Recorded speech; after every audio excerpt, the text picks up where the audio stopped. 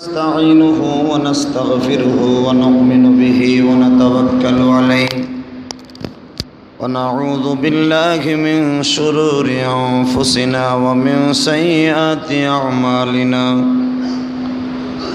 من يهده الله فلا مضل له ومن يضلله فلا هادي له الذي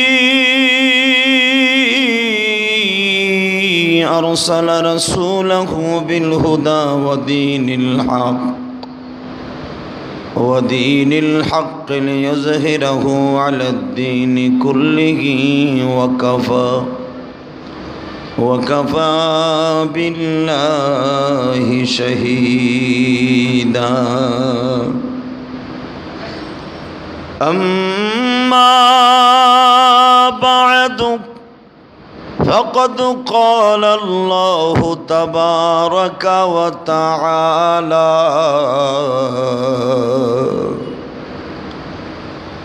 فأعوذ بالله من الشيطان الرجيم بسم الله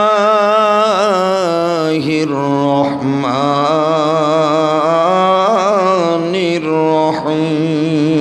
الرحيم واسأل القرية التي كنا فيها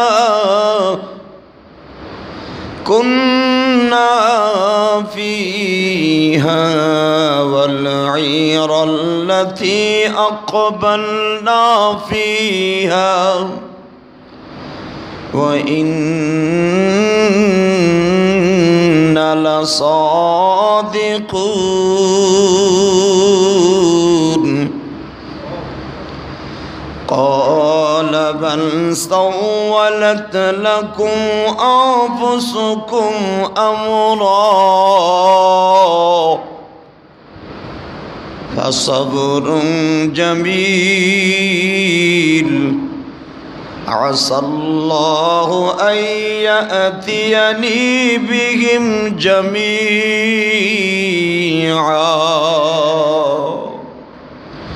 إنه هو العليم الحكيم. وقال الله تبارك وتعالى في شان حبيب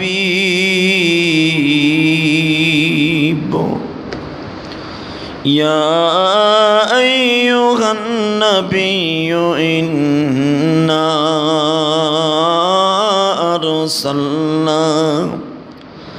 أرسلناك شاهدا ومبشرا ونذيرا وداعيا إلى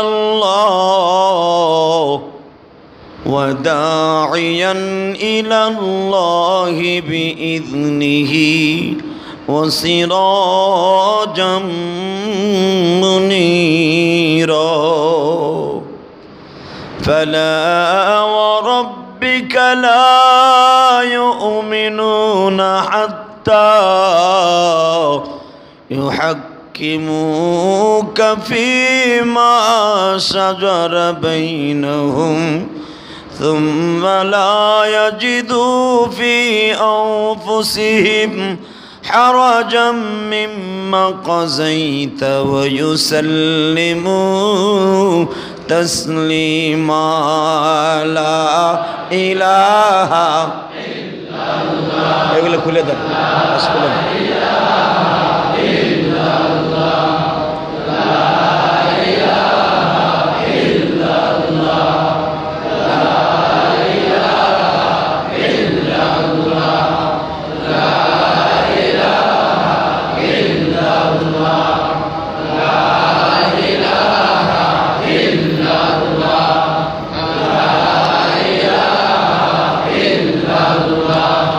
لا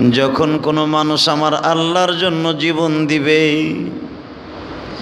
যখন কোনো মানুষ রসুলের তরিকায় জীবন করে জীবন দিবে, আল্লাহ তার সম্পর্কে কালামে হাকিমের মধ্যে বলে, ওয়ালা তাকুলু লিমান ইউকতালু ফি সাবিলিল্লাহি আমওয়াত বাল আহইয়াউ ওয়ালাকিন লা তাশউরুন। যারা আমি আল্লাহর রাস্তায় জীবন দিবে, নিরহ মানুষকে বোমা দিয়া মারিয়া নয়, পেট্রোল বোমা দিয়া গাড়ি জ্বালায় না, কোন 2 টাকার নেতার পাত্রী নেতার কথায় মানুষের মাল জানমালকে হত্যা করে নয়, যারা ইসলামকে রক্ষা করার জন্য, কোরআনকে রক্ষা করার জন্য জীবন দেবে, তাদের কথাই বলেছে। বাংলাদেশে সেই যুদ্ধ নাই গো ভাইজান। আজকে না বুঝিয়া কিছু যুবক মানুষ নিরহ মানুষকে জবাই দেয়, জিএমবির খাতায় নাম দেয়, আসলে প্রকৃত তারা মুসলমান নয়। ভালো করে বোঝার চেষ্টা করবেন, ইসলাম কোনোদিন সন্ত্রাসকে কোনোদিন স্বীকৃতি দেয় না। ইন্নাদ-দীনা ইনদাল্লাহিল ইসলাম। আমার আল্লাহর কাছে প্রিয় সবচাইতে মনোনীত ধর্ম হলো ইসলাম। এই ইসলামকে কেউ ভুল ব্যাখ্যা দিয়ে মানুষকে ভুল রাস্তায় নিয়ে যদি মনে করে এটা সঠিক রাস্তা, এটা হলো বেয়াকুব শহরে বাস কর। ঠিক না বে ঠিক? আমাদের দেশে কোনো ইহুদিদের সাথে মারামারি লাগে নাই যে বোমা দিয়া মানুষ মাইরা আমি দিন কায়েম করলাম, আমি মরে গেলাম, শহীদ হয়ে গেলাম। শহীদ কি তোমার চাচতো ভাই? আল্লাহ কাদের সম্পর্কে বলে, ওয়ালা তাকুলু লিমান ইউকতালু ফি সাবিলিল্লাহি আমওয়াত। যারা আমি আল্লাহর রাস্তায় মরবা, আমি আল্লাহ তাদেরকে মৃত্যু বলতে নিষেধ করেছি, এরা আমার কাছে জীবিত। কিন্তু এই যে কি জানি হোটেলটায় মানলো মানুষ, হটিজম। এই হটিজমের মধ্যে যে সমস্ত মানুষদেরকে মারা হলো, এটা কি দিন কায়েম হয়েছে? হ্যাঁ, এটারে দিন কায়েম কয়, এটারে বলা হয় সম্পূর্ণ সন্ত্রাসী। ঠিক না বে ঠিক? যেরকম ভাবে পিস্তল ঠেকাইয়া কোনো মানুষের ব্যাগ ভর্তি টাকা নিয়ে যায়, যেমনি হত্যা করে থুয়ে যাওয়া, ঠিক সেরকম হয়েছে। এই জন্য সদা সর্বদাই কোরআনের সঠিক জিনিসটা বুঝতে হবে, সঠিক আলেমের কাছে যেতে হবে। ঠিক না বে ঠিক? নেইরা মার্কা আলেমের কাছে যাইবা, বুঝাইব তোমার উল্টা পাল্টা, তুমি দিন কায়েমের জন্য একটা ছেলে, কলেজের ছেলে, জীবনকে দিয়া দিবা। মনে মনে ভাইব না, শহীদ তো তোমার বাবার বাড়ির কাছের কথা। শহীদ তাকেই বলা হয়, শহীদের স্থান সবচাইতে উপরে। কোন নবীকে কবরে খাবার দেয়া হবে না, একমাত্র খাবার দেয়া হবে শহীদদেরকে। আল্লাহ স্পষ্ট কোরআনের ভাষায় বলেছে, ওয়ালা তাহসাবান্নাল্লাযীনা কুতিলু ফি সাবিলিল্লাহি আমওয়াত। যারা আমার রাস্তায় মরবে, ইনদা রাব্বিহিম ইরযাকুন, আমি আল্লাহ তাদেরকে কবরে দামি দামি খাবার পেশ করব। এরা নেইরা আমার কাক ভুল ভাজনা কেমনে কি বুঝাইলো, কিছু নিরহ মানুষকে, কূটনীতিকবিদদেরকে হত্যা করলো। এরা মরার পরে কোন জায়গায় আছে আপনাকে ফতোয়া দিতে বেশি টাইম লাগবে না। ঠিক না বে ঠিক? অতএব কোরআনের বুঝ যদি কারো অন্তরে থাকে, ওই মানুষটা কোনোদিন পথভ্রষ্ট হতে পারে না। কারণ কোরআনের সব সময়ের একই কথা, হুদাল্লিল মুত্তাকিন। একমাত্র কোরআন আসছে মুত্তাকিনদেরকে সঠিক রাস্তায় উঠাবার জন্য। ঠিক না বে ঠিক? তা আসুন দেখা যাক কতটুকু সঠিক রাস্তায় ওঠা যায়। আমার মাবুদের কোরআনের তাফসিরে যারা বসছেন, এরা সত্যিকারে মুসলমান। আমি জানি প্রত্যেকটা মসজিদ এখন গোয়েন্দা বিভাগ কাজ করছে। গোয়েন্দা ভাইদের প্রতি আমার অত্যন্ত বিনয়ের সাথে বলছি, যদি আপনারা মুসলমানের সন্তান হয়ে থাকেন, সঠিক রিপোর্টগুলা রেখে সঠিক রিপোর্টগুলা সরকারকে দিয়ে বাংলার জমিন থেকে এই জিএমবি ফিএমবিকে উৎখাত করে দেন। ঠিক না বে ঠিক? এগুলারে যেখানে পাবেন হাত পাও ভাঙ্গা এমন শায়েস্তা করতে হবে যেন বাংলার জমিন সে শেখ ফরিদউদ্দিন আত্তরের মতো, শাহজালাল এমানির মতো বাংলাদেশ যেন আল্লাহর ওলিতে পরিণত হয়ে যায়। কোনো সন্ত্রাসের জায়গায় ইসলামেও দেয় না, কোনো মানুষের কাছে, মুসলমানের কাছে হতে পারে না। ঠিক না বে ঠিক? যারা দেশটাকে এইভাবে তছতছ করে দিচ্ছে, আল্লাহ সঠিক বিচার তোমার কাছে। সে যে দলেরই হোক, আওয়ামী লীগের হোক আর বিএনপির হোক আর জামাতের হোক, যে দলেরই হোক, সন্ত্রাস করলেই সন্ত্রাসের স্থান কোরআন শরীফে দেয় না। ঠিক না বে ঠিক? অতএব কোরআনের সঠিক পন্থায় যদি কোনো মানুষ জীবন করে, মানুষটা জান্নাতি না জাহান্নামী? দেখা যাক কোরআন সঠিক রাস্তায় আছে না নাই। কয়েকদিন আগে এক নাস্তিকের সাথে আমার বাসে দেখা। নাস্তিক স্পষ্ট ভাষায় বলতেছে কোরআন মানুষকে হেদায়েত দিতে পারে না। কথাটা কি সঠিক? তো আমার আর কিছু বলতে হয় নাই। একটা কলেজের ছেলে হবে, মানে তিতুমির কলেজের ছেলে হবে সম্ভবত। উনি বলে ফেললেন, ভাই আপনি কথাকে এক্ষুনি আউট করেন, আপনার কথাকে ফিরে নেন। বলে, মিয়া তুমি পড়ো কলেজে, তুমি কি ছাতাটা বুঝো? কয় বেটা নাস্তিক, তুই কি বুঝোস? আমি আল্লাহকে ডাক দিয়ে বাসের সিটে বসে বললাম, আল্লাহ গো, এখনো ভালো লোক আছে না নাই? শরীরটা শুধু ধাউ ধাউ করে আগুন জ্বলতেছিল। জানি না লোকটা কোন দল করে, এটা তার ব্যক্তিগত ব্যাপার, কিন্তু মনে রাখতে হবে দল আপনার ব্যক্তিগত হতে পারে, কোরআন কারো ব্যক্তিগত নয়।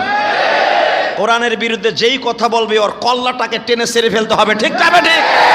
এর নাম হলো কোরআন, এর নাম হলো মুসলমানি। কলেজের ছেলেটা লাভ দিয়ে ওর সাইমিয়া বাসে উঠছেন, মুখকে বন্ধ করেন। আপনার আলতা ভলতা ভালতাবাজি, আপনি এত জ্ঞানী, এত সিরেওয়াল্লা মরোয়াল্লা, আমরা কম বুঝি না। আমি ইউনিভার্সিটির ছেলে, আমাকে দেখতেছেন আমার দাড়ি নাই, কিন্তু আমি কোরআনকে ভালোবাসি। আমি ইসলামী স্টাডিজ নিয়ে লেখাপড়া করতেছি। তবে আপনাকে আমি ভালো করে স্পষ্ট ভাষায় বলি, এরকম বাসে কাছে বলবেন আমাকে হাতের সর খাইয়া মরবেন। আমার কলিজাটা ভাই একবারে ফ্রিজের মতো বড় হয়ে গেল। আলহামদুলিল্লাহ। আল্লাহ এখনো তোমার কোরআনের বান্দারা, কোরআনের পাগলগুলা যেখানে সেখানে আছে না নাই? আমি খালি বাসের থেকে নামার আগে বললাম, ভাই রে আপনারা সঠিক বলতে দেখেন কোরআন সঠিক আছে না নাই। কোরআনের বিরুদ্ধে একটা কথা বলছেন। কলেজের একটা ছেলে কি বললো আপনারে? আপনি হয়তো তার বড় ভাইয়ের বয়সী হবেন। বললো আলতা বলতা কথা কবেন, বাইতে যে কবেন, বাস্তা গাছের চর খাইয়া মরবেন। আমার বলতেছে যান যান যান, আপনারা তো একই পন্থা পাইছেন। আপনাকেও কথাই তো আজকে ওই যে হোটেলে যে পোলাপান মারে। আমি বললাম, মিয়া আগে কইছে পোলায় আপনারা থাবড়াইব, একটু পরে টুফিওয়ালারা থাবড়াইব আপনারা। এই কথা কয়ে নাইমে গেলাম। আর কি কম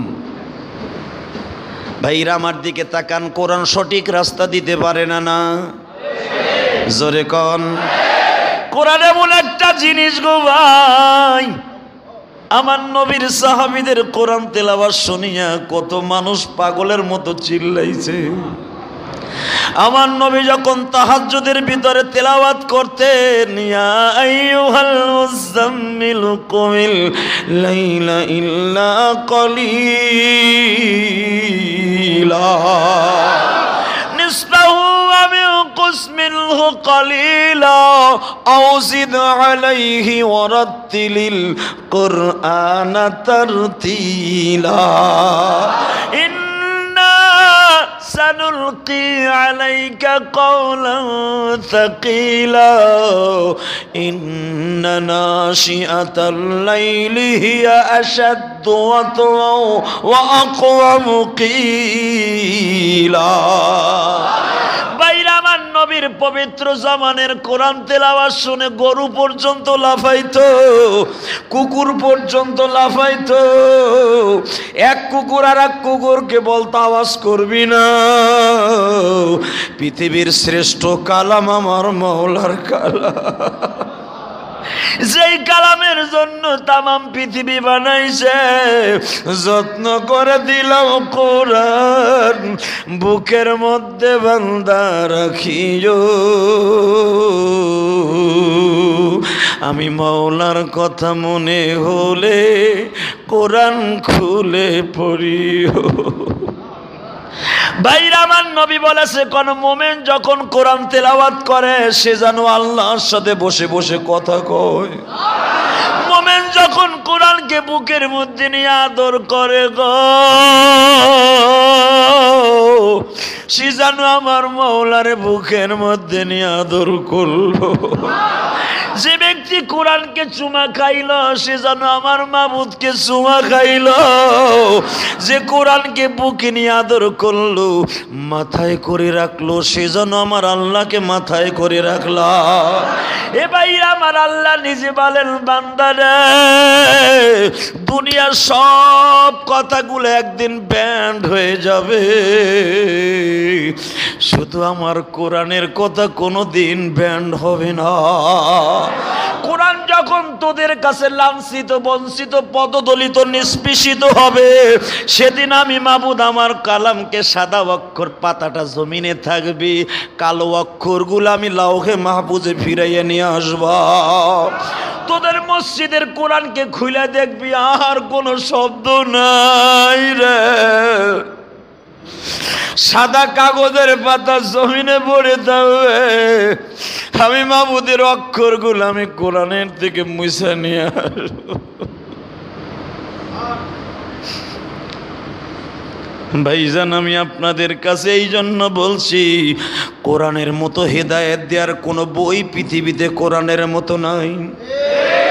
ওই কোরআন যদি কারো জবান দিয়ে উচ্চারিত হয়, মনে হবে আমার আল্লাহর সাথে এখন কথা চলবে। রাজি আছেন না নাই? পড়েন আমার সাথে, আউযু বিল্লাহি মিনাশ শাইতানির রাজীম, বিসমিল্লাহির রহমানির রহিম, বিসমিল্লাহির রহমানির রহিম। ওয়াসআলিল ক্বরিয়াতাল্লাতী কুন্না ফীহা ওয়াল ঈরাল্লাতী আक़বালনা ফীহা ওয়া ইন্না লাসাদিকুন। তাফসীর হতেছিল সূরা ইউসুফের। ভাইজান রে সূরা ইউসুফ কিন্তু শেষ প্রান্তে চলে আসছে। সূরা ইউসুফের মধ্যে সবচাইতে টেজিরে যেই দৃশ্যগুলো এখন শুরু হবে, সূরা ইউসুফের সবচাইতে মজাদার দৃশ্যগুলো, রোমান্টিক দৃশ্যগুলো এখন কোরআনে বর্ণনা করবে। 40 বছর বাবা সন্তান রে পায় না গো, যে ইউসুফকে আমার আল্লাহ তামাম পৃথিবীর মধ্যে 12 চেহারা দিয়ে বানিয়েছিলেন। সারা পৃথিবীর রূপগুলাকে এক জায়গায় করে একটা কৌটার মধ্যে আল্লাহ একটা ডিব্বার মধ্যে ভরিয়া 12 চেহারা দিয়া ইউসুফ পয়গম্বরকে বানাইছে। যে ইউসুফ পয়গম্বর বিবাহের আগ পর্যন্ত বোরকা পরে চলতো। ইমাম কুরতুবী রহমাতুল্লাহ আলাইহি বলেন, ইমাম থানবী তাফসিরে বায়ানুল কোরআনের মধ্যে বলেন, আল্লাহর পয়গম্বর ইউসুফ ভাইজান রে মানুষের সামনে তার নিজের চেহারা প্রকাশ করতে পারতেন না। ইউসুফ পয়গম্বরের চেহারা দেখে মানুষ পাগল হইয়া গরু কাটার মতো ছটফট করত। ইউসুফরে সারা তারা পাগল হইয়া জুড়ত। এই জন্য আল্লাহর পয়গম্বর পুরা চেহারাটা আল্লাহর নিষেধ ছিল দেখানো।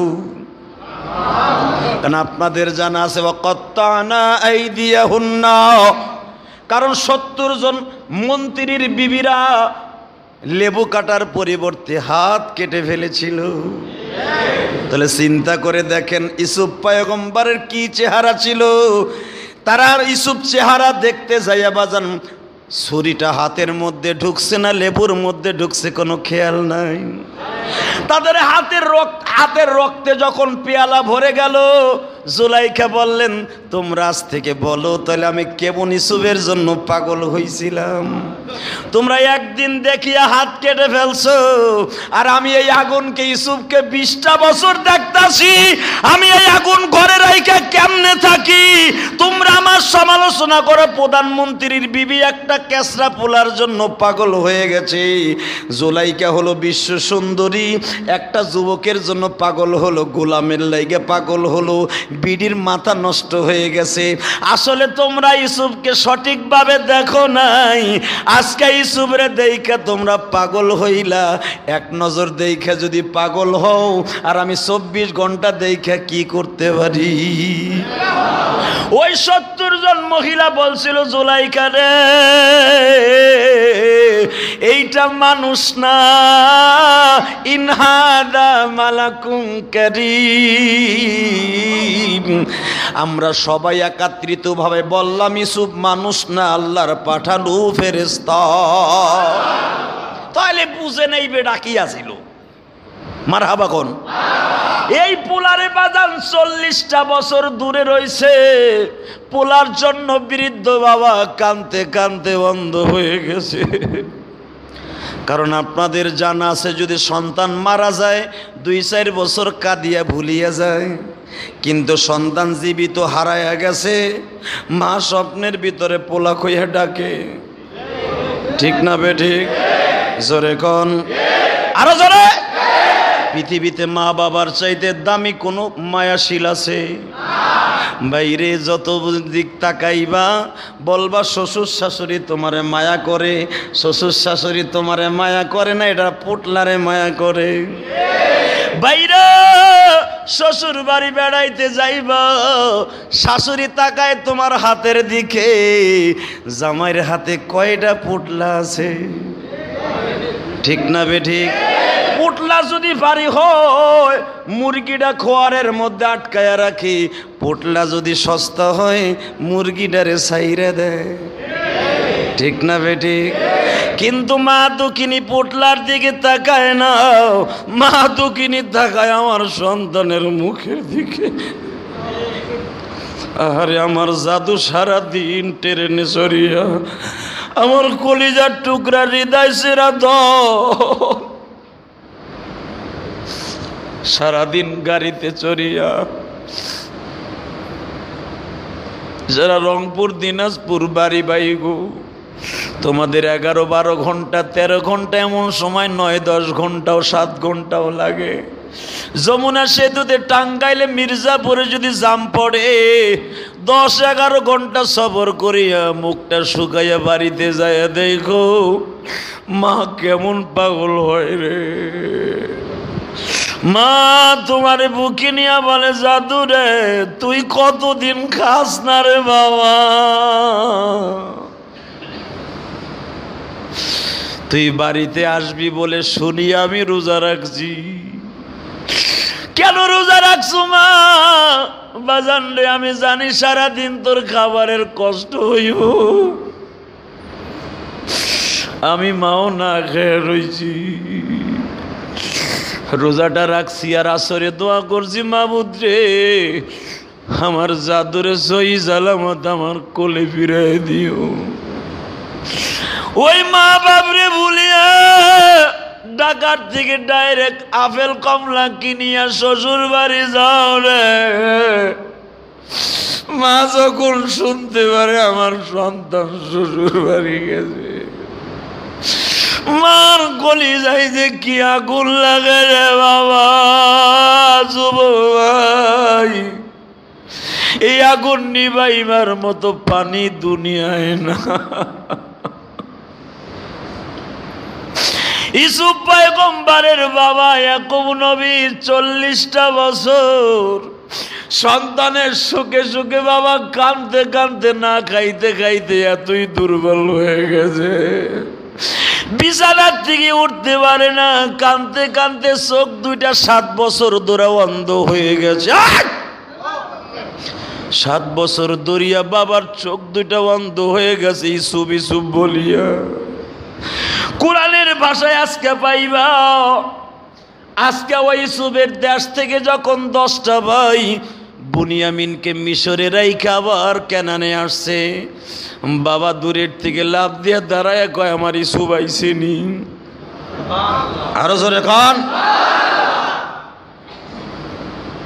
ইউসুফের 4 নাম্বার ভাই সামায়ুন বলে, আব্বা ইউসুফ আসে নাই, সাথে সাথে বুনিয়ামিনও আসে নাই। ও বাবা কি বললি?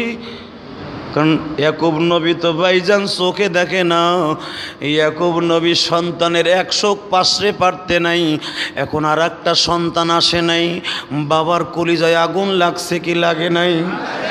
কারণ এই সন্তান দুইটা ছোট রাইকা ইউসুফ আর বুনিয়ামিনের মা মারা গেছে। যাদের ছোট্টকালে মা মারা যায়, বাবা যে কত কষ্ট করে সন্তান পালে এটা তোমাদের বুঝাইতে পারুম না। কারণ আমি ইলিয়াসুর রহমান জিহাদি 12 বছর বয়সে মা হারাইছি গো। আমি জানি আমার বাবা কত কষ্ট করে আমাদেরকে লালন পালন করেছে। আমার ছোট ভাইয়ের বয়স ছিল মাত্র 1.5 বছর। এই ভাইটারে সারাদিন সারা রাত আমার বাবা ঘাড়ে করিয়া করিয়া খেতে যাইতো। জমির আইলের পরে ছোট ভাইটারে বসাই আমার বাবা হাল চাষ করত। যখন মা মা বলে কাঁদতো, বাবাই বুকি নিয়ে দেখতাম ছোট ভাইটারে নিয়ে কাঁদতো। আর আমার মায়ের নাম ধরে বলতো, আম্বি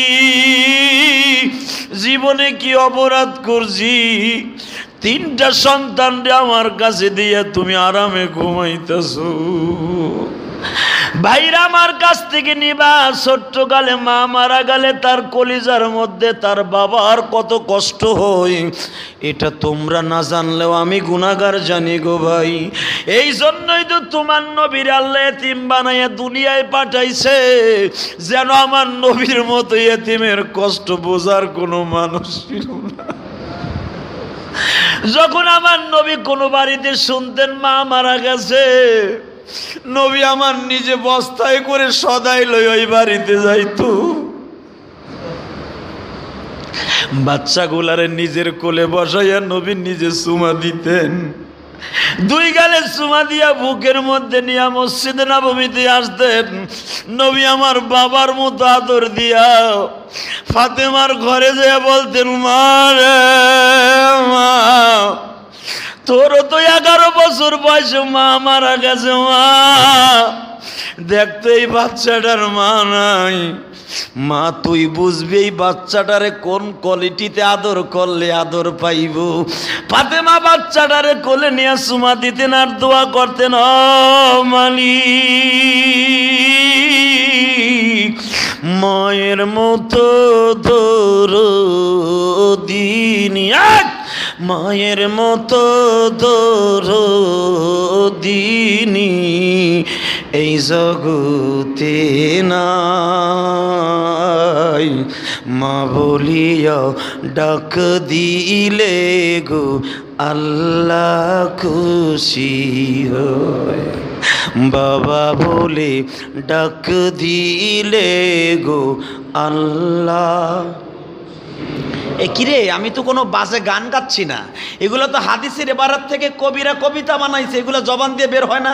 রুনা লায়লার গান, মুমতাজের গান বের হবে। মা বলিয়া ডাক দিলে গো আল্লাহ খুশি হয়। বাবা বলে ডাক দিলে গো আল্লাহ। মায়ের মনে কষ্ট দিলে আল্লাহ বেজার হয়। বাবার মনে কষ্ট দিলে আল্লাহ বেজার হয়। মায়ের মতন দরদিনী এই জগতে নাই। বাবার মতো দরদিনী এই জগতে বাইরে রে। এই জন্যই তো আমার নবী বলছি, ইম্মায়াবলুগান্না ইনদাকাল কিবারা আহাদুহুমা আও কিলাহুমা ওয়ালা তাকুল লাহুমা উফি ওয়ালা তানহারহুমা ওয়া কুল লাহুমা কওলান কারীমা। এ নবী মুহাম্মদ, উম্মাতরে সতর্ক করে দেন, যতদিন পর্যন্ত মা বাবা একাত্রিত অবস্থায় বেঁচে থাকবে, অথবা ইম্মা ইয়াবলুগান্না ইনদাকাল কিবারা আহাদুহুমা আও কিলাহুমা, অথবা 2 জনের একজন যতদিন দুনিয়ায় জীবিত থাকবে, উফি ওয়ালা তানহারহুমা, কখনো যেন আমার বান্দা এবং আপনার উম্মাতরা এমন কোনো কাজ না করে যেই কষ্ট পাইয়া মা শব্দ ব্যবহার করবে। এটা আমার আল্লাহর কোরআনের কথা, বাসে কোনো গল্প নয়। ভাইজান তুমি আশ্চর্য হয়ে যাইবা। ওই যে নিউ ঢাকা ক্লিনিকের আমার এক ভাই আছে, নজরুল ভাই, মায়ের এত ভক্ত, 100 বছরের উপরে তার মা বাঁচছে, কয়েক মাস আগে মারা গেছে। আমি যখন কয়েকদিন আগে শরীর ট্রিটমেন্টের জন্য ওনার কাছে গেলাম, আল্লাহর বান্দা আমার পুরা বডিটা 14-15টা টেস্ট করাইছে একবারে ফ্রি। ও আমারে বলতেছে, হুজুর আমার জীবন ধন্য, আপনারে আমার হাসপাতালে আনতে পারছি। ওই যে ডাইন পাশে বসে কাঁদতেছে, বাজে গল্প ইলিয়াসুর রহমান জেহাদি করে না, পুরা নিউ ঢাকা ক্লিনিক ওনার আন্ডারে। উনি আমারে পাই আশ্চর্য হয়ে যাবেন, বুকের মধ্যে জড়ায় ধরে যেরকম পরশ পাথরকে বুকি নিয়ে কান্দে, এমন ভাবে কান্না শুরু করলেন হাসপাতালের বেডে। আমার ঘাড়ে চুমা দেয়, আমার এই মুখে চুমা দিয়া বলে, হুজুর আমি আল্লাহর কাছে তাহাজ্জুদেও কান্দা কান্দা বলতাম, আল্লাহ জিহাদি সাহেবরে এত ভালোবাসি, কিন্তু তার কাছে যাইতে সাহস পাই না। আল্লাহ তুমি যদি আলেমকে ভালোবাসা কবুল করো, জীবনে একটা বার হলো তার সাথে আমারে মিলিয়ে দাও। হুজুর আমি বহুত দিন কাঁদছি, আপনার কথায় দাঁড়িয়ে রাখছি, আজকে আপনি আমার হাসপাতালে আসছেন, হুজুর আমার জীবন ধন্য হয়ে গেছে। বাইরে একটা সাধারণ আলেমকে যদি এইরকম ভাবে মানুষ ভালোবাসতে পারে, আমার নবীর জন্য সাহাবীরা কেমন ভালোবাসা দিত। ওই নিউ ঢাকা ক্লিনিকের নজরুল ভাইরে জিজ্ঞাসা করো, যে ডাইন পাশে বসে কান্দে, ও আমারে বলছে, হুজুর আমার এই স্থানে আসার জন্য আর কেউ নয়, আমার মা দক্ষিণীর দোয়া।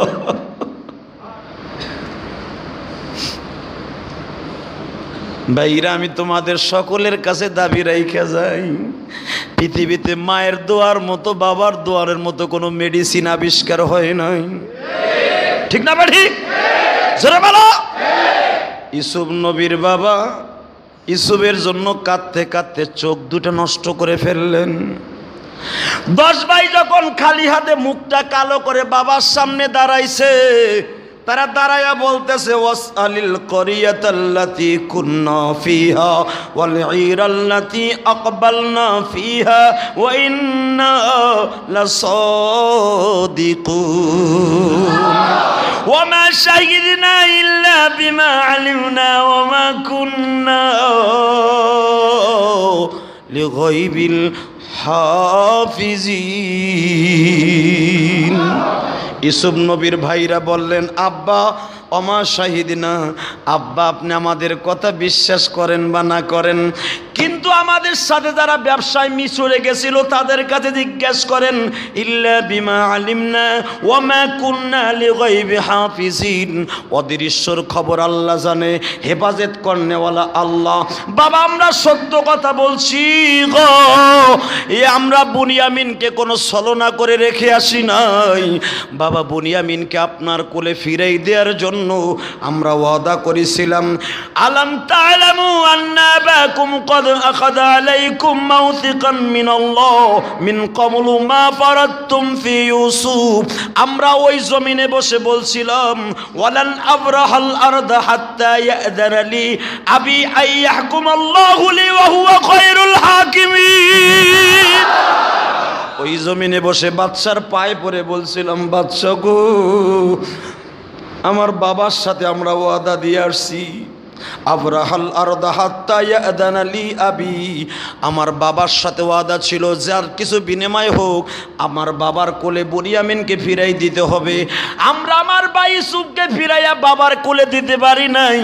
আব্বা বারবার বলছিল, তোরা বুনিয়ামিনকে ফিরাই আনবি না, তোরা এইবারও ষড়যন্ত্র করবি। আমরা কয় ভাই, আলাম তা'লামু আন্না আবাকুম ক্বাদ আখাযা আলাইকুম মাওথিকাম মিনাল্লাহ, আমরা আল্লাহর কাছে কসম করে বলছিলাম, বাবা গো জীবনের বিনিময়ে বিনিয়ামিনকে তোমার কোলে ফিরাইয়া দিব, কিন্তু বাদশা আপনি আমাদের বিনিময়ে আমাদের 10 জনকে বেঁধে রাখেন, বুনিয়ামিনকে বাবার জন্য ছেড়ে দেন। কিন্তু বাবা আমাদের কোনো কথা ইউসুফ শোনে নাই। বাবা গো আমরা সত্য কথা বলছি, বুনিয়ামিন কানার জন্য আমরা নিজেরা জেলখানায় গেছি, বুনিয়ামিন কানার জন্য পুরো পাহাড়কে মাথায় নিতে চাইছি, বুনিয়ামিনকে আপনার কোলে আমল ফিরাই দেওয়ার জন্য জীবন পর্যন্ত বাজি রাখছি, কিন্তু বাবা গো ওই দেশের বাদশা এতই কড়া, ওই দেশের বাদশার আইন এত কড়া। বাবা গো ওই বাদশা আমাদেরকে আসার সময় বলে দিছে, ইরজিউ ইলা আবিকুম, যাও তোমার বাবার কাছে, ফাকুলু, চায়া বাবাকে বলো, ইয়া বানা ইন্না বুনাকা সারাকা ওয়া মা শাহিদিনা ইল্লা বিমা আলিমনা ওয়া মা কুননা লিগাইবি হাফিজিন। ওই বাদশা আমাদেরকে বলছে, যত শক্তি তোমরা অর্জন করো না কেন, যত আকৃতি প্রকৃতি ধারণ করো না কেন, আমি ইউসুফ এমন একজন বাদশা, তোমরা 10 জন কেন 1000 যদি আমার তরবারির সামনে দাঁড়াও কোনো কাজ হইব না। তোমরা জানো না একজন পয়গম্বরের হাতে কত ক্ষমতা দিছে আমার মাওলা। তবে তোমরা ভালো করে শোনো, তোমরা যে ইউসুফের সাথে যেই ব্যবহার করছো, আমার দেশে এই ব্যবহার করতে চাইও না। ইউসুফের বড় ভাই কয়, উনি কেমনে জানলো আমরা ইউসুফের সাথে কি ব্যবহার করছি? 3 নাম্বার ভাই লাভ দিয়া দাঁড়ায়, আমি আগের থেকে বলছিলাম এইটা সেই ইউসুফ যারে আমরা মাইরা মিশরে বিক্রি করছিলাম। আরো জোরে কোন। একজন আর একজনরে বলে, মা ফাররাতুম ফি ইউসুফ, ইউসুফ করতে হইব, ওরে তো করতে কই গেছে, কে বিক্রি করে কে নিয়ে গেছে, আবার বাদশা হইব কর্তিকা। সঙ্গে সঙ্গে বলে, তোমাদের সাথে আমি আর কথা বলতে চাই না, তোমার বাবাকে যাইয়ে বলো, ইন্না বুনাকা সারাকা, আপনার ছেলে চুরি করছে, ওমা শাহিদনা, সাক্ষ্য প্রমাণ পাওয়া গেছে, ইল্লা বিমা আলিমনা, সব কিছু বোঝা গেছে, ওমা কুন্না লিগাইবি হাফিজিন, সব কিছু অদৃশ্যের হেফাজতকারী আমার আল্লাহ, অতএব তোমরা ফিরিয়া যাও, কোনো শক্তিতে কাজ হইব না। বাবা গো আমরা বহুত শক্তিশালী দেখাইছিলাম, কিন্তু ওই বাদশা এত শক্তিশালী গো বাবা, আমরা যখন 10 ভাই তরবারি টান দিয়ে বের করলাম, বাদশাও তরবারি টান দিয়ে বের করলো, তার একটা তরবারি আমরা দেখি না, তার একার জন্য দেখি 100 মানুষ দাঁড়ায় আছে। বাবা আমাদের চোখে 100 মানুষ দেখি, একই কোয়ালিটির মানুষ দেখি, আমরা ভয় পেয়ে গেলাম। ইয়াকুব নবী মুস্কি হেসে দিয়া কয়, বুঝেছি গো, এইটাই আমার কলিজার টুকরা ইউসুফ।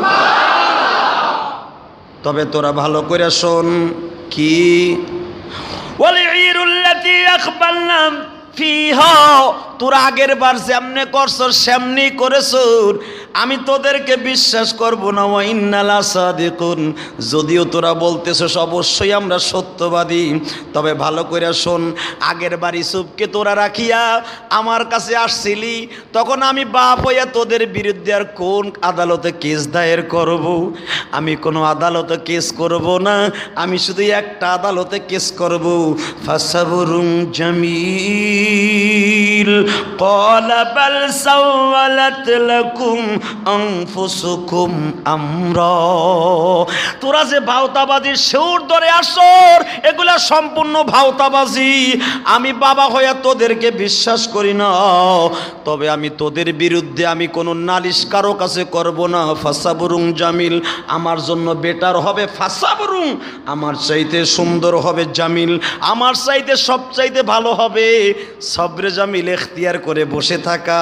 কিন্তু আমার মন বলতেছে, আসাল্লাহু আইয়াতিয়ানি বিহিম জামিআ, বুনিয়ামিনকে তোরা রেখে আসছর, আমার মন বলে অতি তাড়াতাড়ি তো গো কয় বাইরে আমি পাইয়া যাম। আরো জোরে কোন আসাল্লাহ। অবশ্যই আমার মন বলতেছে আল্লাহর ইচ্ছায়, আইয়াতিয়ানি বিহিম জামিআ, তোরা কয় ভাই একদিন আমার বুকে ফিরে আসবি। রবিন বড় ভাই কয় ভাই ফিরে আসবো, এটা আব্বাই কেমনে কয়? ইউসুফ কি তলে বাইসা আছে? সামায়ুন যে ইউসুফ রে বাঁচাইয়া দিছিল, সে কয় বেটা আব্বা পয়গম্বর, আব্বা সব ঠিক পায়। আমার মন বলে ওই যে মিশরের বাদশাই আমাদের ভাই ইউসুফ। পৃথিবীর সর্বশ্রেষ্ঠ কোরআন শরীফের সুন্দর কিচ্ছা হলো সূরা ইউসুফ। এখন কিন্তু যেই কথাটা বলবো দিলের মধ্যে চোট লাগাবেন। ৪৫ বছর পরে পোলার হাতের একটা জিনিস পাইব। ইয়াকুব নবী জিজ্ঞেস করে, বাজান রে, তোদের মধ্যে মনে হয় কারো কাছে আমার ইউসুফের কোনো জিনিস আছে? একজন দাঁড়ায় কয়, আব্বা কেমনে বুঝলেন ইউসুফের জিনিস আমার কাছে আছে? এ বাজার, বিদেশে বিপাকে যদি কোনো সন্তান মারা যায়, দুনিয়ার কেউ না জানিতে জানে বাবা মা। আমি তো ইউসুফের জন্ম দিছি, তোদেরকেও দিছি। আমার নারের মধ্যে এক্সচেঞ্জে বারবার টাওয়ারে বাড়ি খাইতেছে। আমার ইউসুফের কোনো গায়ের জিনিস তোদের কাছে আছে? খান তোদের শরীর থেকে আমার ইউসুফের ঘেরান আসতেছে। এই কথা শুনা ইউসুফের বড় ভাই ছিল অত্যন্ত অত্যন্ত একটা অন্য কোয়ালিটির বোম্বা মার্কা মানুষ। ও লাভ দিয়া দ্বারা কয়, তাল্লাহি আনহুম আব্বা কলু তাল্লাহি তাফতুনা তাজকুরু ইউসুফ। ইউসুফ ইউসুফ কইতে কইতে এখন আমরা ওই দেশ থেকে আইসি, এখন ইউসুফই কইতাছে। এই বেটার ভাওতাবাজি কবে যাইব? ইউসুফ ইউসুফ ডাক বুঝতে পারি না। এই বেটা খালি ইউসুফ ইউসুফই করে। এই ইউসুফ ইউসুফ করার কারণে কত ঘটনা ঘটলো। তার মানে ইউসুফের মাইরে ফেললো কিন্তু একটা কারণেই। ইউসুফের তারা মারতে নিছিল শুধু একটা কারণেই, যে ইউসুফের বাপ বেশি ভালোবাসে, আমাকে কম ভালোবাসে, ওরা মাইরে এলামু বাপের ভালোবাসা পাবো। উদ্দেশ্য কিন্তু এইটাই। বড় ভাই রাগের চোটে বলতেছে, তাফতুনা তাজকুরু ইউসুফ। আব্বা ইউসুফ ইউসুফ করতে করতে তাজকুর মানে জপতে জপতে জপতে এখন পাগল হয়ে গেছে। আমরা আইসি মিশর থেকে, হে কইতেছে ইউসুফের জিনিস আছে। যেই ভাইটা ইউসুফের প্রতি সহানুভূতি ছিল, বড় ভাইয়ের মুখ সাইফাদের কয়, বেটা এত চেতস কে? ইউসুফের জিনিস তো আছেই আমাকে কাছে। হে ইউসুফ ইউসুফ এখনো করে, বুড়া বয়সে কানা হয়ে গেছে, অসুস্থ হয়ে গেছে, আর বড় খালি ইউসুফ ইউসুফ ইউসুফ। এই কথাটা ইয়াকুব নবীর কানে আসছে। আল্লাহর পয়গম্বর তো চোখে দেখে না, দিলের চোখ দিয়ে দেখে। আস্তে ওয়ালে হাতায়া কয়, রবিন রে, তুই একটা কথার উত্তর দে রে বাজান। তোরও তো ৪টা-৫টা পোলা মাইয়া হইছে, তোর ছেলে মেয়ে তো বিয়ে দিছর। সত্য কথা বল বাবা, তোর যদি একটা ছেলে হারাইয়া যায়, তোর কাছে কেমন লাগবে? রবিন কয়, আব্বা আমার ভুল হয়ে গেছে, মাফ করে দাও। ইয়াকুব নবী লাফ দিয়া দাঁড়ায় বলে, রবিন রে, আমি তোদের কাছে অত্যন্ত বিনয়ের সাথে বলছি, তোরা সত্য কথা বল, ইউসুফরে মারছর না বেচছর?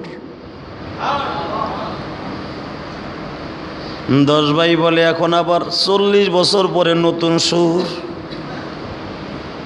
ইউসুফের বড় ভাই বলতেছে, আব্বা তুমি তাহলে এখনো আমাদের অবিশ্বাস করো? ইউসুফরে যে বাগে খাইছিল এখন অবিশ্বাস করো? আল্লাহর পয়গম্বর সঙ্গে সঙ্গে বললেন, ফাসাবরুং জামিল, আমার জন্য এখন ধৈর্য ধারণ করাই সবচেয়ে ভালো হবে। যুবক ভাই, বাপ যখন বুড়া হয়ে যায়, কামাই রোজগার নষ্ট হয়ে যায়, বন্ধ হয়ে যায়, বাবা যখন রিটারে চলে আসে, তুমি যখন কামাই ছুথাও, বাবা তোমার সামনে জোরে কথা বলতে ভয় পায়। একদিন তুমি তোমার বাবার সামনে জোরে কথা বলতে ভয় পাইতা, আজকে তোমার বাবা হইছে পোলা, তুমি হইছো বাপ। বাবার সামনে তুমি জোরে কথা কও, আল্লাহ সেই কথাটা আগেই মাথা মাইরা দিছে, খবরদার কোনোদিন বাবার সামনে জারি দিয়ে কথা বলবি না, মায়ের সামনে জারি দিয়ে কথা বলবি না। কারণ আমি আল্লাহ জানি, যেদিন তোর মা বাবা বৃদ্ধ হয়ে যাবে, সেদিন তুই গলা ফাটাইয়া মা বাবার সামনে চিৎকার দিবি। এই জন্য আমি আল্লাহ আগের থেকে 1400 বছর আগে আয়াত নাযিল করলাম, জীবনের বিনিময়ে হলেও কোনোদিন মা বাবার সামনে জিরকি দিয়ে কথা বলবি না। যদি কথা বলোস, আমি আল্লাহ তোর জন্য জাহান্নাম ওয়াজিব করে দিব। দুনিয়ার কোনো ইবাদত নাই, দুনিয়ার কোনো হজ নাই, দুনিয়ায় এমন কোনো ইবাদত নাই মা বাবার বরদোয়াকে ওভারটেক করিয়া তোমার নাজাত দিতে পারে। বর্তমানে মা বাপরে বাদ দেয় না, পীরের বাতের অভাব হয় না। মা বাপরে জীবনে 1 কেজি গরুর গোশ কিনে খাওয়ায় না, পীরের বাড়িতে গরু কিনে নিয়ে যায় সুদের টাকা দিয়া। ঠিক না বে ঠিক? বদমাস গুলার জুতা দিয়া বাইরে আবার পীরগিরি ছুটাই দেওয়ার দরকার, ঠিক না বে ঠিক? মা বাপরে জীবনে এক খালি কলা কিনা খাওয়ায় না, পীরের বাড়ি ভাইজান কাইন কলার কাইন নিয়ে কয় বাবা জনমের খাওয়া খাও, মগার ফো মগাও। সেই রকম পীরের বড় বড় কলা দেখা খায় আর কয় তোর কলা সবচাইতে মজা। এগুলা পীর না, এগুলা হলো শয়তান, ঠিক না বে ঠিক? পীর তোমার কাছে যখন কলা নিয়ে আসবে তোমার একবার প্রশ্ন করা উচিত, বাবারে আমার লেগে যেমনে আনছোস তোর মা দুঃখিনীর জন্য নিছিলিনি, ঠিক না বে ঠিক? কোনো পীরে জিজ্ঞেস করে? আমার কাছে আনলো তো আমি করি না, আমি একবারও কই না যে ভাই আমার লাগে এইগুলো কিনে নিয়েছো মা বাপরে খাওয়াইছনি। আমি মোল্লায় জনমের খাওয়া খাই আর হ্যার লেগে মনে মনে দোয়া করে আল্লাহ উনি প্রতিদিন আসুক আর প্রতিদিন আমার লেগে লইয়া হোক। ভাইরা ভালো করে বোঝার চেষ্টা করেন, আমার নিজের কথা আমি নিজে বললাম, কিন্তু বিশ্বাস করো এই কোরআন আমার হাতে, তোমরা যদি কোনো জিনিস আমার হাদিয়া দাও আমি মনে মনে কি দোয়া করি জানো? আল্লাহ আমার ভাইরে বরকত দান করো, আলেমুল আমারে যেমনে খাওয়াইছে তার মা বাপকে সামনে করে খাওয়াইও। জুমারেও দোয়া করি, সবে কদরে সবে বরাতেও দোয়া করছি না না? আমি বলছি আল্লাহ আলেমুল আমাকে যারা ভালোবাসে তুমি তাদের ভালোবাসো, আল্লাহ আলেমুল আমাকে যারা এত মোহাব্বত করে তাদের প্রতি রহমত নাজেল করিও। এর মানে আল্লাহর রহমত থাকলে তোমার মা বাবার প্রতি তোমার সহানুভূতি থাকবে। জোরে কোন? যেই সন্তানের পরে মা বাবার গজব চলে আসে, বরদোয়া আসে, ওর চেহারার থেকে নূর চলে যায়। হতে পারে বড় অফিসার একটা পিওনরে বকা দিব, কেন দিব জাননি? ওর মার বরদোয়া ওর নসিব আছে।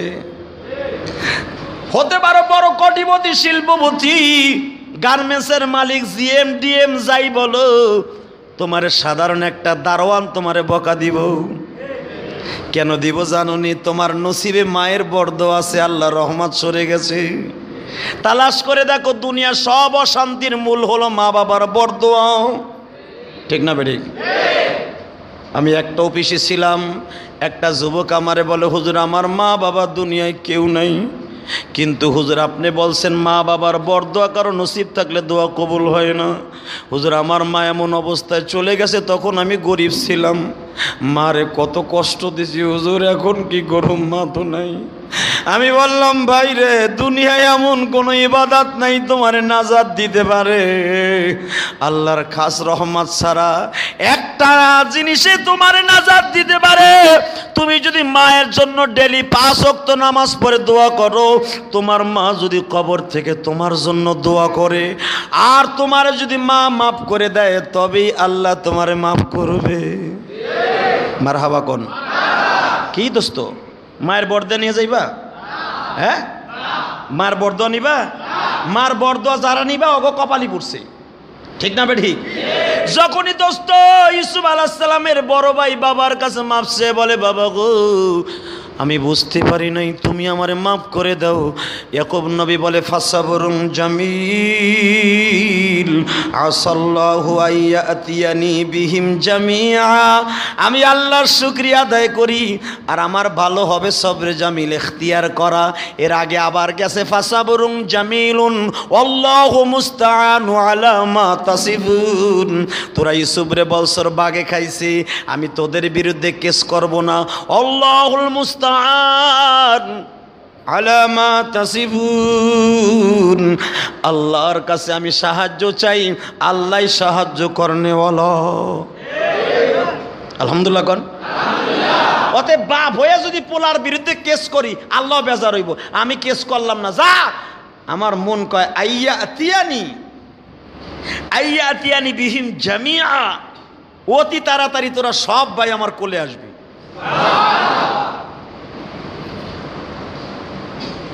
এবার যখন ইয়াকুব নবী বলতেছে বাবা তোরা রাগ হইস না, এখন তো তোরা কামাইছো তৈছর, তোরা ইনকাম করস, আমি পারি না। 10 ভাই কয় আব্বা তোমারে কি কোনোদিন আমরা কামাই করে খাওয়াই এই কথা বলছি? তোমার প্রেসিডেন্টের স্থানে রাখছি, পুরা কেনানের মানুষ তোমার প্রেসিডেন্ট মনে করে। আমরা যত কিছু করি তোমার উপর দিয়ে কোনোদিন কাজ করি নাই। বাবারে তোদের সাথে কথা বলতে ভয় লাগে, কারণ তোরা যে শক্তিশালী। আমার ভয় লাগে তোরা যদি আমার দিকে একবার চোখ গরম করে তাকাস, গজবাইয়া পড়ব। আমি গজবের ডরে তোদের সাথে জোরেও কথা বলি না। এক ভাই দৌড় দিয়ে আইসা কয়, আব্বা এই কথা বললো না, পোলা কোনোদিন বাবার কাছে বড় হয় না। বলো বাবা তোমার মনের মধ্যে কি আছে? সূরা ইউসুফের সবচাইতে ট্রেজেরি ঘটনা কিন্তু এখন আস্তে আস্তে ফিস ফিস করে বলে, বাবা গো তোরা সত্য কথা কো, আমার ইউসুফের কোনো জিনিস তোদের কাছে আসেনি। একজন দৌড় দিয়ে আসিয়া কয়, বাবা ওই ইউসুফ তোমার ইউসুফ কিনা জানি না, তবে বাবা তোমার জন্য একটা চিঠি লিখে দিছে। আর কি দিছে? বাবা পরেরটা পরে শুনো, আগে তোমার চিঠির মধ্যে কি লেখা আছে তুমি পড়ো। এ ভাইরা আল্লাহর কুদরত বোঝা যায় না রে। আগের চিঠিটা লেখছিল ইউসুফের গোলামে, এইবারের চিঠিটা ইউসুফ নিজাতে লেখছে। কারণ আল্লাহর পয়গম্বর ইউসুফের জানা ছিল এক পয়গম্বরের যোগাযোগ ইথারের মাধ্যমে আর এক পয়গম্বর জানতে পারে। মারহাবা কোন, আরো জোরে কোন। মনে রাখবেন দুনিয়ায় আল্লাহওয়ালাদেরও কিছু কারামতি আছে, এক অলির সাথে আর এক অলির স্বপ্নে যোগাযোগ হয়। রশিদ আহমদ গাঙ্গুহি রহমাতুল্লাহ আলাইহি তার উস্তাদের কাছে একজন শাগরেদ পাঠাইছে গো। যে রশিদ আহমদ গাঙ্গুহি ইলিয়াস রহমাতুল্লাহ আলাইহি, ইলিয়াস রহমাতুল্লাহ আলাইহি যার কাছে মুরিদ হইছে, রশিদ আহমদ গাঙ্গুহির কাছে তার উস্তাদ আবার পাঠাইছে, চিঠি দিয়া পাঠাইছে। চিঠি লই আসার আগেই বলে, আমার উস্তাদ চিঠি দিছে দে। টেলিফোন নাই, কোনো বাজান খবর নাই। কেমনে জানলো আমার উস্তাদ তার কাছে চিঠি দিছে? রাত্রে যখন আল্লাহর ওলিরা ঘুমাইতো, মুরাকাবার মাধ্যমে টেলিফোনে কথা হইতো। চিঠিটা নিয়ে চুমা দিয়া কয়, বাবা রে তুই যে আমার কাছে আসবি, আমার উস্তাদ আগেই আমারে বলে দিছে। মুরিদরে সামনে বসাইয়া দরজাটা বন্ধ করে বলে, তুই আমার মৌলারে ডাকতে থাক আর আমিও ডাকতে থাকি। ও ভাইরা, আল্লাহর কুতুব যায় নামাজে বসছে, মুরিদরে ঘরের মধ্যে ঢুকাইয়া দিয়া যায় নামাজে বসাইয়া। আল্লাহর কুতুব হাত তোলে, মাত্র 2 ফোঁটা চোখের পানি বরাদ্দ করছে। 1 ঘন্টা পরে মদখোর চিকরাইতেছে আর বলতেছে, মাবুদ রে তুমি কই, তুমি কই, তুমি কই। রশিদ আহমদ গাঙ্গুহি দৌড়াইয়া যে বলে, এমন করস কা? হুজুর আমার চোখের সামনে কি দেখলাম, হুজুর আমি কি দেখলাম। রশিদ আহমদ গাঙ্গুহি বলে, বাবা রে এখনো কিছু দেখোস নাই, আমার মাওলার বাড়ি অনেক দূরে। এ ছিল ভাইজান অলিদের সাথে অলিদের যোগাযোগ। আমি আপনাদের সামনে বলতে চাই, একদম সাধারণ অলির সাথে যদি রাতের কাশপ হইয়া অলির সাথে অলির যোগাযোগ হইতো, ও বাজান বসিরহাটের আল্লাহর একজন কুতুব ছিল, নাম ছিল তার রুহুল আমিন। মারহাবা কোন। ভারতবর্ষের অলিকুল শিরোমণির মধ্যে একজন বুজুর্গ ছিল রুহুল আমিন। আল্লাহর বান্দারা এই দেশে আসতো দিন প্রচার করার জন্য, মানুষকে বোঝাবার জন্য। এখনো ফুরপুরা থেকে বসিরহাট থেকে আসে কিনা? তারা ছিল সত্যিকারে মুসলমান। আমিন, রুহুল আমিন সাহেব সাতক্ষীরা শ্যামনগর বাজান পাতাখালী গ্রামে মাহফিল করতে আসতেন। আল্লাহর বান্দা নৌকার মধ্যে বসা, ইন দি মিন টাইমে সাতক্ষীরা একটা মাছ পাওয়া যায়, এটাকে বলা হয় ফাইসা মাছ। আমি যখন সাতক্ষীরা শ্যামনগর অথবা সাতক্ষীরা সফর করি তখন ফাইসা মাছটাকে অনেক পছন্দ করি। আল্লাহর কুতুব এই দেশে আসছে, কালীগঞ্জের থেকে খাল দিয়ে নৌকায় চলতেছে শ্যামনগর যাবে। ইন দি মিন টাইমে আল্লাহর কুতুব রুহুল আমিন নৌকায় ছয়ের মধ্যে বসে তার মুরিদদেরকে বলতেছে, বাবা তোদের দেশে এখন কে ফাইসা মাছ পাওয়া যাবে? কথাটা মুখ দিয়া বের হওয়ার সাথে সাথে 2 কেজি ওজনের একটা ফাইসা মাছ নদীর থেকে লাফ দিয়ে নৌকায় ঢুকছে। তার মুরিদরা বলে, হুজুর আমরা অনেক কষ্ট করে ঘাড় ভাঙলাম, মাছটারে সুন্দর করে ব্যাগে ভরলাম, হুজুর আপনার ফাইসা মাছ নৌকায় উঠছে। আল্লাহর কুতুব মাছ দেখা ছোট বাচ্চার মতো গুনগুন করে কাঁদে। ও রুহুল আমিনের মালিক,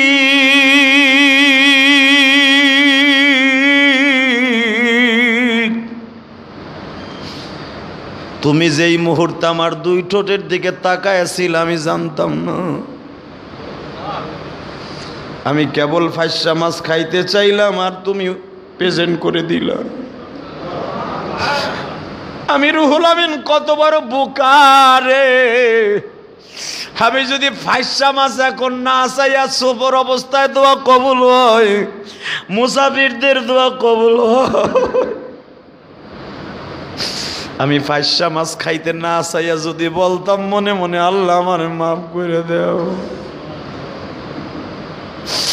আমি তো জানতাম না আমার মওলা আমার 2 ঠোঁটের দিকে তাকায় রয়েছে। ভাইজান, আল্লাহর সাথে বান্দার কিছু কিছু একটা টাইম আছে, এই টাইমে যদি তারে ডাক দেয়া যায়, ডাকার মতো ডাকলে মওলা, ডাকার মতো ডাকলে মওলা কেনে শুনবে না?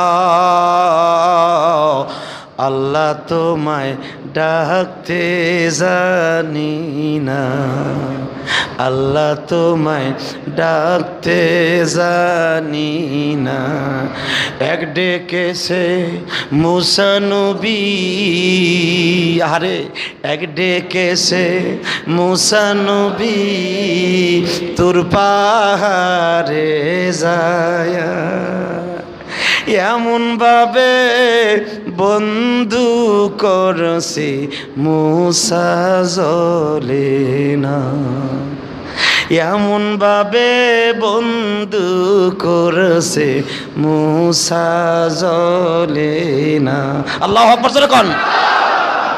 আল্লাহর নূরে পাহাড় জ্বলে মুসা জ্বলে না, আল্লাহর নূরে পাহাড় জ্বলে মুসা জ্বলে না। আল্লাহ তোমায় ডাকতে জানি না, এক ডেকেছে আমার নবী। আল্লাহু আকবার জোরে কোন। এক ডেকেছে আমার নবী তোমার আসমানে যায়া, নবীর সাথে আঠু দিয়া করছো প্রেমের বাজার। মারহাবা কোন। আল্লাহ তোমায় ডাকতে জানি না, ডাকার মতো ডাকলে আল্লাহ কেন শুনবে না? মারহাবা কোন। ভাইজান রে, আল্লাহর পয়গম্বর ইয়াকুব যখন সন্তানদেরকে জিজ্ঞেস করেছে, বল তোদের মধ্যে আমি ঘিরান পাইতেছি, ইসুফের কোনো জিনিস তোদের কাছে আছে? ইসুফের ভাইরা একটু চালাকি করছি, বাবারে আগের থেকে ইসুফের জিনিসপত্র দেয়া যাবে না, দেখি আমার বাবা বলতে পারে কিনা। প্রথম চিঠিটা হাতে দিয়া কয়, আব্বা এই জিনিসই দিছে, আর কিছু দেয় নাই। আল্লাহর পয়গম্বর ইসুফ কয়, তোরা ইয়াকুব কয় চালাকি করতাছ? ভাইরা আমার দিকে তাকান, আল্লাহর পয়গম্বর ইয়াকুব বলে, আমার মন বলে আরো জিনিস তোদের সাথে আছে, কিন্তু ঠিক আছে বল চিঠির মধ্যে কি লেখছে, দিলটাকে এখন নরম করেন। ইয়াকুব নবী প্রথম চিঠির ধারণ বুঝে ফেলছে, কয় এই চিঠিটা তোদের ইউসুফ বাদশাহ নিজে হাতে লেখছে। সন্তানের কয়, আব্বা আপনি কেমনে বুঝলেন এটা, সে তো নিজে কোনোদিন লেখে না, তার লেখার লোককে অভাব আছে। আল্লাহর পয়গম্বর চিঠিটারে এইভাবে চোখে লাগাই বলতাছে, নাকের কাছে নিয়ে বলে, চিঠির অক্ষরের মধ্যে আমার ইউসুফের ঘেরান পাইতেছি। এই জন্যই তো কোরআনে বড় ভাই কইতাছে, আব্বা ইউসুফ ইউসুফ করতে করতে মরল, এমনি এমনি বলে নাই তো। কয় আমার মন কইতাছে ইউসুফের হাতের ছাপ এই চিঠিতে লাগিয়ে রয়েছে। ভাইজান এবার আমার দিকে তাকান, সবচাইতে আলোচিত ঘটনা এইটা। যখন চিঠিটা আল্লাহর পয়গম্বর ইয়াকুব কিন্তু চোখে দেখে না, চিঠিটা চোখে লাগাবার সাথে সাথে অর্ধেক পর্দা সরে গেছে। ইয়াকুব নবী লাভ দিয়ে দাঁড়ায়, কয় বাবারে আগের চিঠি তোরা পড়ছ, এইবারের চিঠি আমি নিজে পড়বো। 10 ভাই কয় আব্বা চোখে দেখে না চিঠি কেমনে পড়বো। ইয়াকুব নবী ভাই জান রে, চিঠি যখন পড়া শুরু করছে চোখের পানিতে বুক বাইসা যাইতেছে, কারণ প্রথম লাইন লেখছে ইউসুফ কত আদর দিয়া, ও আল্লাহর পয়গম্বর ইয়াকুব, শত শত মাইল দূর থেকে চিঠি দিলাম, প্রথমে আপনার কাছে ক্ষমা চাইলাম, আপনার কলিজার টুকরা বুকের ধনকে আমার দেশে রাইখা দিলাম। আমি আগে শুনছি আপনার একটা ছেলেকে হারাই আপনি অন্ধ হয়ে গেছেন,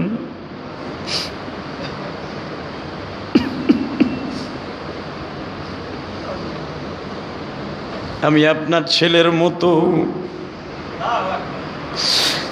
মতো যদি ভাবেন, ছেলে হিসাবে আমার মাফ করে দিয়েন, কারণ আমি আপনার বুকের ধনকে রাইখে দিছি।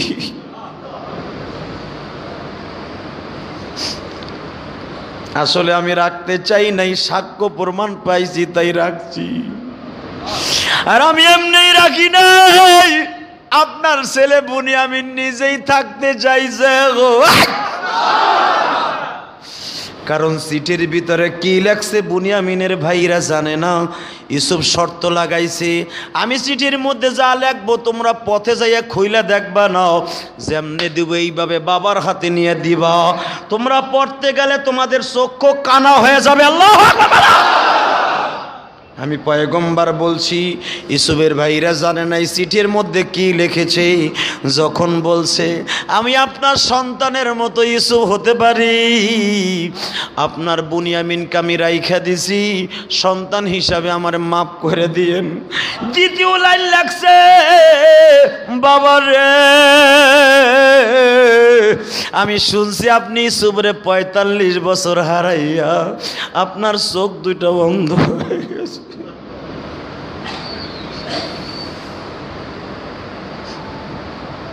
কিন্তু আপনি মনে চিন্তা করেন না, যদি সত্যিকারে আপনার সন্তান ইউসুফ বেঁচে থাকে দেখা হইব। এই লাইনটা পড়ার সাথে সাথে ইয়াকুব নবী লাফ দিয়ে চেয়ারের থেকে উঠছে, লাফ দিয়ে উঠিয়া কয় ছেলেরা আমার কাছে একটা সত্য কথা বল, বাদশাহ ইউসুফ কি তোদের সামনে বোরকা পরেছিল? 10 পোলায় কয় আব্বা সে তো শুরুর থেকে বোরকা পরে থাকে, তোদের সামনে কি দেখা দেয় নাই? কয় না। ইয়াকুব নবী মুস্কি মুস্কি হাসি আর কয় মাবুদ রে, আমি যে আজ থেকে 45 বছর আগে একটা কেস দিছিলাম তোমার আদালতে, ফাসাবরুন জামিলুন আল্লাহুল মুস্তাআনু আলা মা তাসিফুন, আমি দুনিয়ার কোন আদালতে কেস না দিয়া তোমার আদালতে দিছিলাম, আমার কেসের উকিল তুমি হয়ে গেছো, আমার কেস ফাইনাল হয়ে হয়ে যাচ্ছে, আমি যা চাইছিলাম তাই পাইতাছি। মাবুদ রে, তুমি বান্দারে দাও, কিন্তু কিছু সময় লইয়া দাও গো। ইসুফের 10 ভাই লাভ দিয়ে কয়, কি ব্যাপার আব্বাদি পাগল হয়ে যাচ্ছে। চিঠিটারে বুকের মধ্যে নিয়ে বাবা দরজা লাগায় দিলেন। ভাইজান দরজা লাগাইয়া যে কি করব, এটা তো আর আজকে হইব না।